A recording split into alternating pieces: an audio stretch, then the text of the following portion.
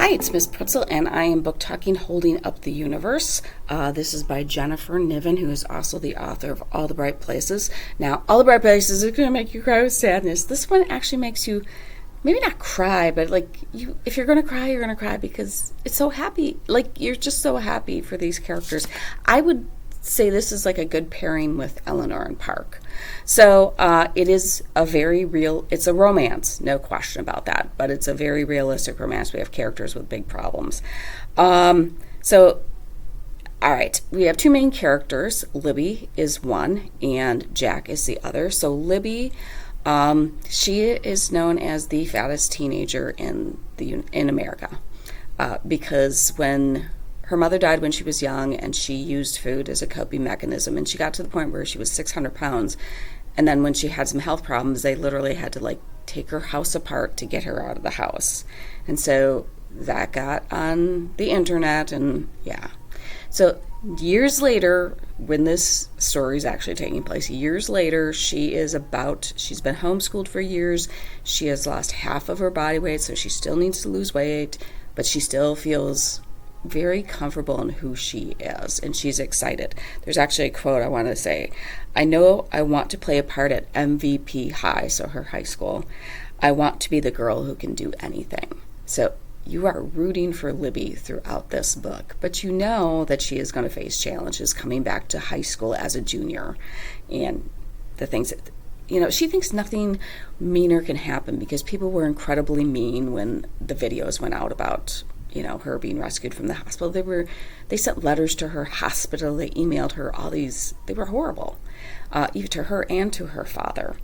And then our other character is Jack Maslin, and it goes back and forth between their points of view. So Jack is biracial. His mother is black and Creole. His father is white and Jewish.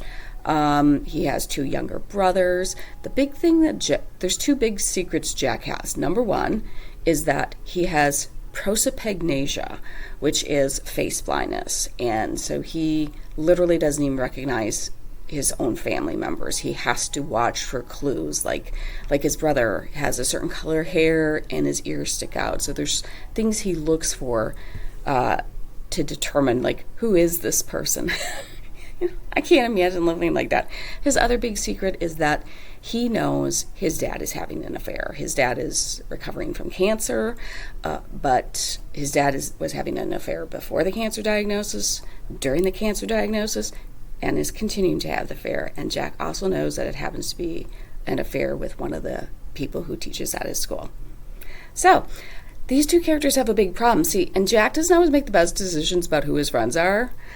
So his friends are doing something mean to large girls, and Jack decides to do it to Libby because he knows his friends are going to do it, and he's gonna do it because he'll do it better than they will.